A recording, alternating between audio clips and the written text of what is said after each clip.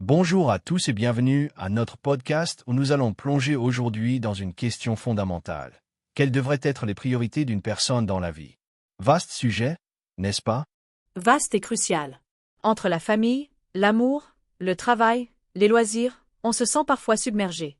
Comment trouver le juste équilibre et surtout, comment définir ce qui compte vraiment pour nous? Exactement. On a souvent l'impression d'être tiraillé dans tous les sens. La société nous pousse à réussir professionnellement, à fonder une famille, à être épanoui.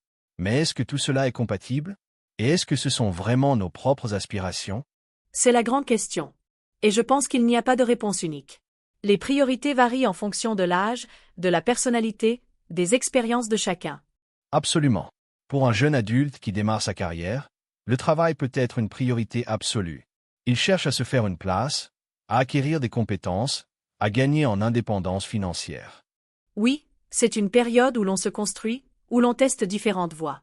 L'investissement professionnel est souvent important pour l'avenir. Mais même à ce stade, il ne faut pas négliger les autres aspects de la vie.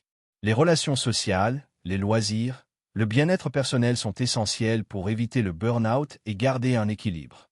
Tout à fait. Et puis, il y a l'amour. Tomber amoureux, fonder une famille. C'est un désir profond pour beaucoup de gens. C'est vrai. L'amour apporte un sentiment d'appartenance, de sécurité, de bonheur. Mais il faut aussi être prêt à faire des compromis, à s'investir dans une relation durable.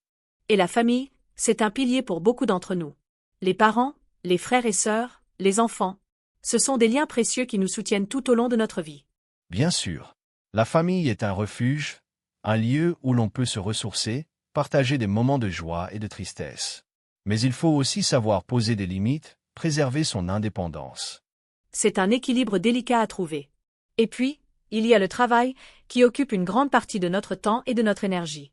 Le travail peut être une source de satisfaction, d'épanouissement, de reconnaissance.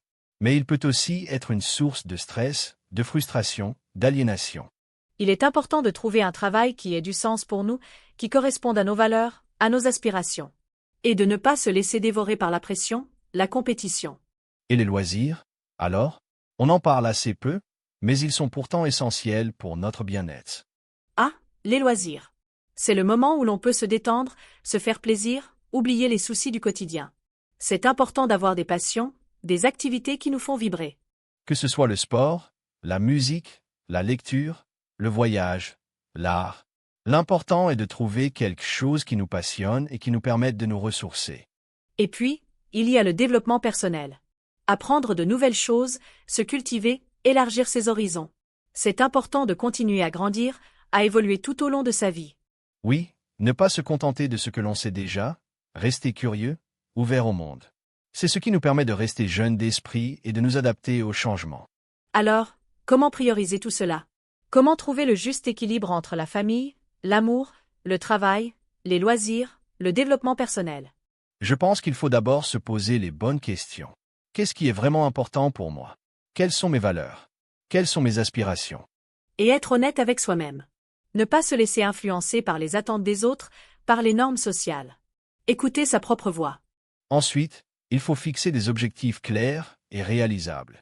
Ne pas vouloir tout faire en même temps, se concentrer sur quelques priorités et avancer pas à pas. Et surtout, être flexible. La vie est pleine d'imprévus, de changements. Il faut savoir s'adapter, revoir ses priorités si nécessaire. Et ne pas oublier de prendre du temps pour soi. Se ressourcer, se détendre, faire ce que l'on aime. C'est essentiel pour garder un équilibre et éviter le burn-out. Alors, en résumé, il n'y a pas de recette miracle.